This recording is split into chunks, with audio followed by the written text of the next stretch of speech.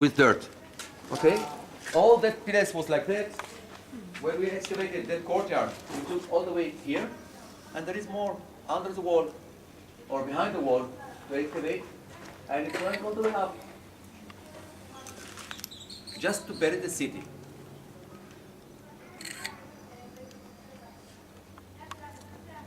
By the way, it's very easy to excavate the city because we don't expect to find nothing here.